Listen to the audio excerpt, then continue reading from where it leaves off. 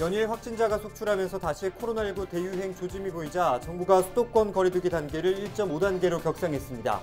대규모 재확산 기로에서 거리두기 단계가 상향된 직후 도심 거리를 살펴봤습니다.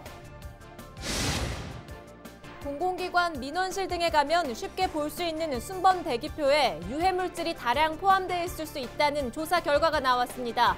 비스페놀 A라는 물질인데요. 경기도가 대책을 내놨습니다. 포천시가 늘어나는 빈집들로 몸살을 앓고 있습니다.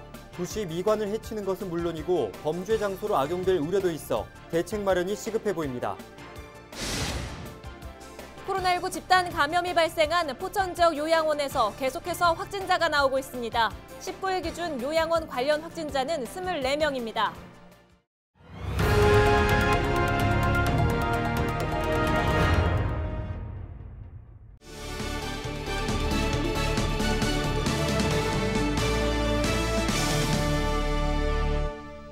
여러분 안녕하십니까? 헬로티비 뉴스입니다.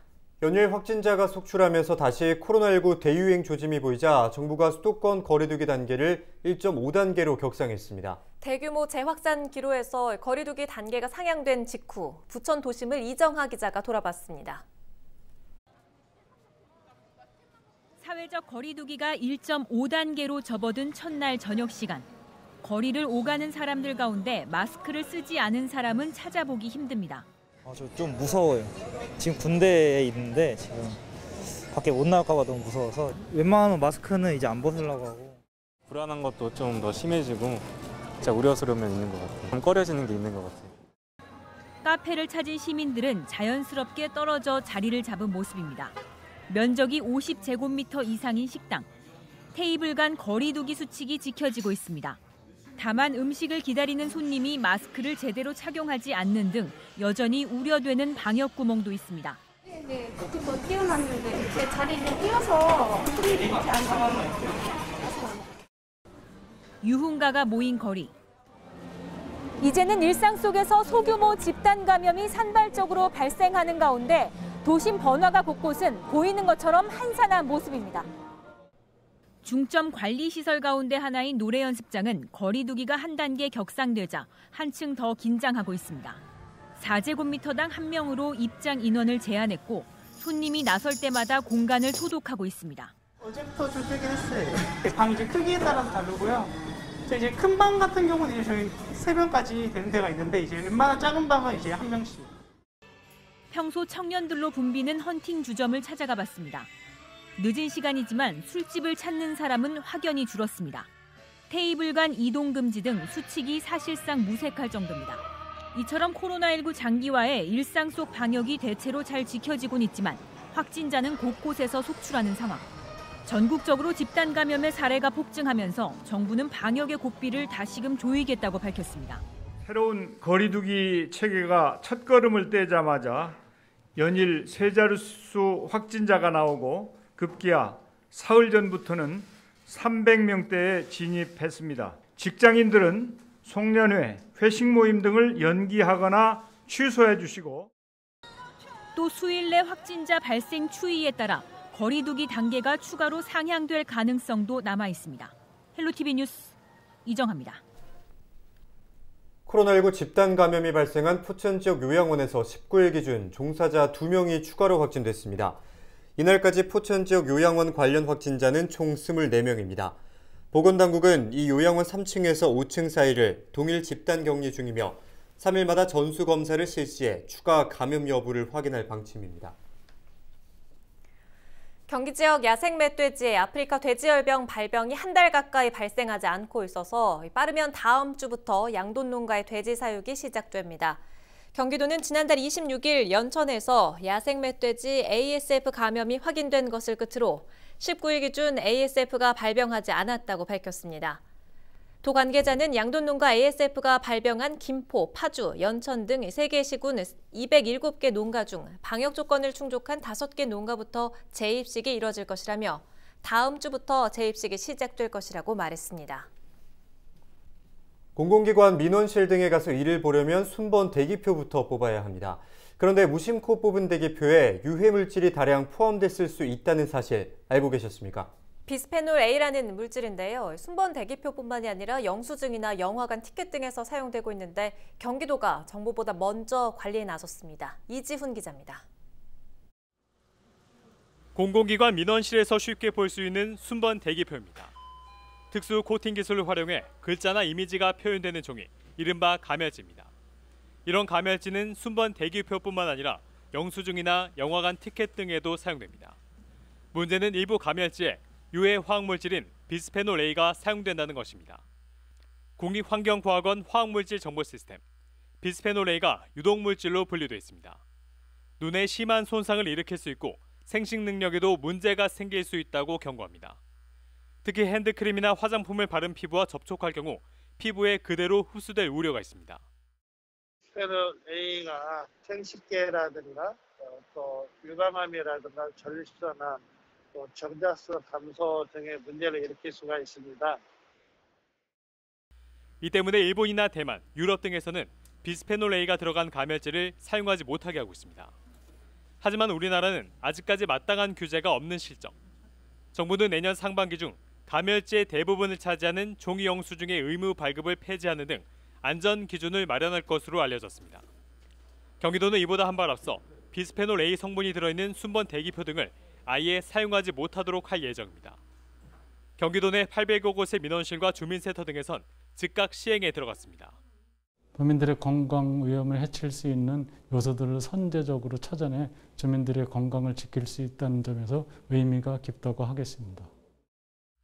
경기도는 문제의 가멸지가 은행과 대형마트 등에서도 사용되는 것으로 보고 사용 자제를 권고할 방침입니다. 헬로티비 뉴스 이지훈입니다.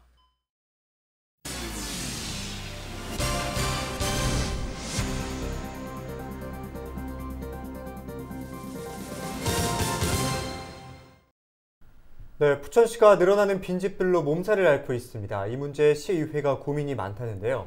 임종훈 포천시의회 운영위원장과 관련된 이야기 나눠보겠습니다. 위원장님 안녕하십니까? 네, 안녕하세요. 포천시의회 임종훈 운영위원장입니다. 반갑습니다. 이 포천에 지금 빈집들이 많다고 하는데 현황이 어떻습니까? 네, 포천에도 전국적인 사회적인 문제죠. 저출산과 고령화가 진행되고 있고 또 대도시 집중화 등으로 빈집이 지속적으로 증가하고 있습니다. 특히 농촌 지역의 급속한 인구 감소로 계속해서 빈집이 증가하고 있는데요. 그래서 최근까지 1년 이상 아무도 거주하지 않거나 사용하지 않은 주택과 건축물을 파악해 보았습니다. 포천시에는 단독주택이 155호, 무허가 건축물이 94호로 총 249호가 빈집 정비 대상 건축물로 확인되었습니다. 특히 농촌 지역의 인구 감소로 농촌 지역의 빈집이 상당히 많은 비율을 보이고 있었습니다. 그동안 포천시에서 이 문제에 대해서 마냥 손을 놓고 있지만은 않았을 텐데요. 이처럼 문제가 계속되는 이유는 어디에 있다고 보십니까? 네, 포천시에서도 2017년 3월에 포천시 빈집 정비 지원 조례가 제정되었는데요. 조례 제정 후 최근까지 빈집 정비 건수를 확인해 보니 총 16건으로 빈집 정비 실태가 미진하게 진행되고 있었습니다. 이렇게 빈집 정비가 미진하게 진행되는 데는 여러 가지 이유가 있을 텐데요. 우선 빈집 소유주가 외지에 나가 있어 소재 파악이 어려운 경우가 있습니다. 또한 방치된 빈집도 사유재산이기 때문에 소유주의 동의서를 받아야 철거하거나 활용 등을 할 수 있는데 철거에 자부담도 있고 세금 문제 등 그러한 이유로 동의율이 상당히 낮은 편입니다. 이렇게 소유자의 동의를 받는 방식의 업무로 처리하다 보니 빈집 문제가 좀처럼 해결이 되지 않고 있다고 생각됩니다. 맞습니다. 이렇게 방치되는 빈집들 때문에 정말 여러 문제점들이 발생하고 있죠. 청소년들의 탈선 장소로 악용되기도 하고 또 이 빈집 주변에 사는 주민들에게는 정서적으로 좋지 않은 영향도 미칠 것 같은데 실제적으로 어떻습니까? 네, 맞습니다. 도시 미관을 해치는 것은 물론 청소년 일탈 장소, 쓰레기 무단 투기, 화재 위험, 위생 문제 등 방치된 빈집은 정말 많은 문제점이 발생하고 있습니다. 실제로 빈집 주변에는 방치 폐기물이 많이 쌓여 있고 또 지붕 등이 붕괴되어 인명사고도 발생되곤 하였습니다. 이러한 문제점들로 빈집 주변 인근 주민들은 범죄 발생 우려를 걱정하게 되고 열악한 농촌 주거 환경을 더 악화시키는 원인이 되기도 합니다. 네, 문제 해결이 시급해 보이는데요. 일각에서는 강제 철거 등 법적인 제도를 마련해야 한다, 이런 목소리도 높고, 또 활용 가능한 빈집은 집주인과 투자자 또는 임차인을 연결해주는 시스템을 구축해야 한다, 이런 의견과 함께 또 철거 지원금을 도심 권역에도 주어야 한다, 이런 주장도 있습니다. 빈집 문제, 어떤 해법이 나와야 한다고 보십니까? 포천시에서도 빈집 정비 조례를 제정하였지만 빈집 정비 사업을 진행하기에는 어려움이 많습니다. 하지만 빈집 및 소규모 주택 정비에 관한 특례법 등에 따라 방치 기간이 법률적 요건에 맞고 위험적 요소가 많을 경우 빈집을 지자체장 직권으로 강제 철거할 수 있는 법령 근거가 있습니다. 소유자의 동의를 받는 소극 행정이 아닌 관련 법령을 근거로 조례 등을 개정하여 빈집 문제 해결을 위한 적극적인 행정이 필요하다 생각합니다. 또한 현재 포천시에서는 빈집을 효율적으로 정비 또는 활용하기 위한 계획을 수립하기 위해 포천시 빈집 정비 계획을 용역 준비 중에 있고요. 내년 정비 계획 수립 후에 빈집을 정비 및 활용할 계획입니다.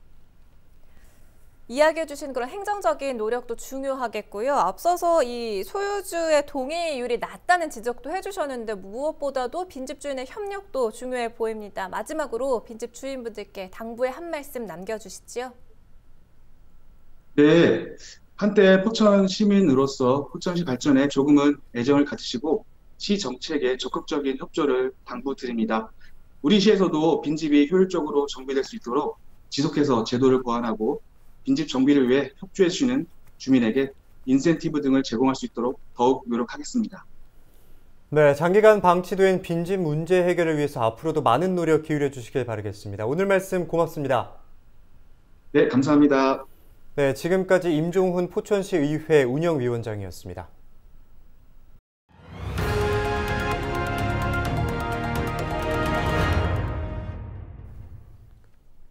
포천시는 지방세 체납액이 1,000만 원 이상인 고액 체납자 61명의 명단을 공개했습니다. 시는 공개 대상 체납자는 올해 1월 1일 기준으로 1년 이상 체납한 금액이 1,000만 원 이상인 개인과 법인으로 시 홈페이지를 통해 체납자의 인적 사항 등 체납 요지가 공개된다고 밝혔습니다. 포천시가 이번에 공개한 대상자의 총 체납액을 분석해보면 총 18억 5,900만 원으로 이 중 3천만 원 이하 체납자가 78%로 가장 많았습니다. 의정부시가 행정안전부 주관 2020년 지방규제혁신 우수기관 인증제에서 우수기관으로 선정됐습니다. 시는 인증제가 처음 도입된 지난 2018년 우수기관으로 선정돼 기관 표창과 재정 인센티브를 받았으며 올해도 우수기관으로 재인증받았습니다. 의정부시는 앞으로 3년간 규제혁신 우수기관 인증마크를 사용할 수 있으며 3년 뒤 재인증 신청을 진행할 계획입니다. 의정부 문화재단과 경기문화재단 등이 공동으로 주최하는 창작지원형 아트마켓 경기공연예술페스타가 오는 29일부터 다음 달 5일까지 개최됩니다. 올해로 7회째를 맞는 경기공연예술페스타는 경기지역 문예회관단체와 전문예술단체의 성과를 공유하고 공연 문화를 활성화하기 위한 창작지원형 아트마켓입니다. 이번 경기공연예술페스타는 코로나19로 인해 변화하는 공연 시장을 활성화하고 어려움을 겪고 있는 예술단체들에게 도움을 주는 방향으로 프로그램을 구성했습니다. 특히 계속되는 바이러스 감염의 지역 확산 방지 차원에서 대면과 비대면, 온앤오프 방식으로 진행됩니다. 경기도 주식회사는 경기도 공공배달의 배달특급의 2차 사업지역으로 포천을 포함해 24개 자치단체를 최종 선정했습니다. 경기도 주식회사는 10월 6일부터 30일까지 배달특급 2차 사업지 공모 신청을 받았고 포천, 동두천, 연천, 고양, 의정부 등 24개 지자체가 접수했습니다. 우선 1분기에 김포, 양평, 포천, 이천, 수원시 등 5곳에서 서비스를 시작하고 이후 준비가 완료된 시군부터 운영할 수 있도록 할 방침입니다. 경기도 특별사법경찰단이 신고를 하지 않고 운영하는 불법 생활형 숙박업체에 대한 수사에 나섭니다. 수사 대상은 미신고 숙박 영업이나 폐쇄 명령에도 계속 영업하는 행위입니다. 특히 오피스텔이나 아파트 등에서 여러 채 객실을 운영하며 도박이나 성매매를 알선하는 행위에 대해서는 형사처벌할 방침입니다. 헬로티비 뉴스가 준비한 소식은 여기까지입니다. 저희는 언제나 여러분 곁에 있겠습니다. 시청해주신 여러분 고맙습니다.